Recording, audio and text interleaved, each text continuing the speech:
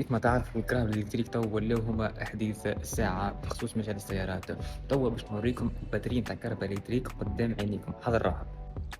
دونك هنا كيما قاعدين تشوفوا قدامكم عندنا اون نيسان اللي هي نيسان ليف اللي هي إلكتريك. لهنا باش نشوفوا الباتري نتاعها، هذه كلها فيها خلايا وباتري بالطبع ليثيوم ايون، اللي هي البطاريات الكل تولوا بالليثيوم ايون تقريبا، ما عادش يستخدموا في النيكل. فما حتى تكنولوجيا جديده، وهذه الموتوريزاسيون. شفتوا؟ ها حتى مفتاح مثلا. هذا لي موتور الكتريك اللي فيها، لا مش لي موتور، موتور واحد هو. شفتوا؟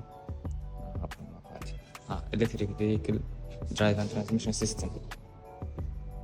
شفتوا كيفاش؟ بون هذا كله باش نحكيوه الكل في التفصيل في اليوتيوب ان شاء الله، نعمل لكم حلقات تفصيليه كي على الهايبريد والالكتريك الكل.